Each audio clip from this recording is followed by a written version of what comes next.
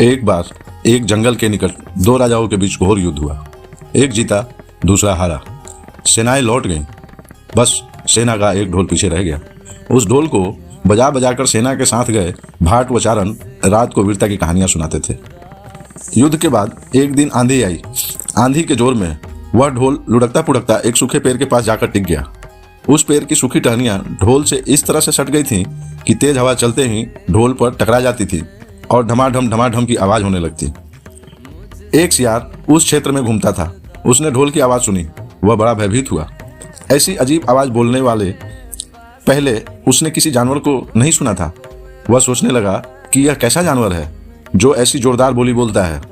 सियार छिपकर ढोल को देखता रहता, यह जानने के लिए कि यह जीव उड़ने वाला है या चार टांगों पर दौड़ने वाला।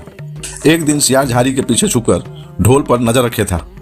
तभी पेड़ से नीचे उतरती हुई एक गिलहरी कूदकर ढोल पर उतरी। हल्की सी ढम की आवाज भी हुई। गिलहरी ढोल पर बैठी दाना कुतरती रही। सियार बड़बड़ाया, ओह, यह तो कोई हिंसक जीव नहीं है, मुझे भी डरना नहीं चाहिए। सियार फूंक फूंक कर कदम रखता ढोल के निकट गया। उसे सूंघा।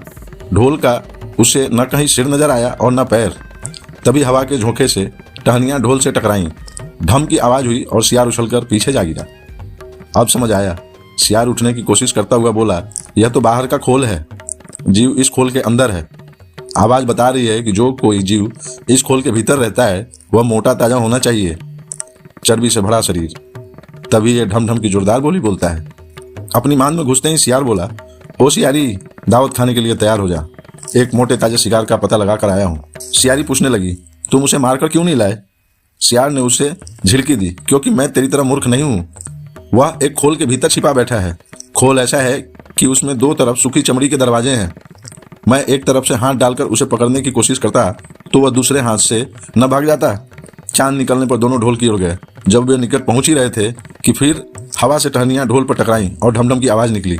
सियार सियारी के कान में बोला, सुनी उसकी आवाज? जरा सोच, जिसकी आवाज ऐसी गहरी है वह खुद कितना मोटा ताजा होगा। दोनों ढोल को सीधा कर उसके दोनों तरफ बैठे और लगे दांतों से ढोल के दोनों चमड़ी वाले भाग के किनारे फाड़ने। जैसे ही चमड़ियां कटने लगी, सियार बोला, होशियार रहना, एक साथ हाथ अंदर डालकर शिकार को दबोचना है। दोनों ने हू की आवाज के साथ हाथ ढोल के भीतर डाले और अंदर टटोलने लगे। अंदर कुछ नहीं था, एक दूसरे के हाथ ही पकड़ में आए। दोनों चिल्लाए, हैं, यहां तो कुछ नहीं है, और वे माथा पीट कर रह गए। सीख, बड़ी बड़ी सीखी मारने वाले लोग भी ढोल की तरह ही अंदर से खोखले होते हैं। अब करटक ने राजा पिंगलक को क्या कहा, यह सुनिए अगले एपिसोड में।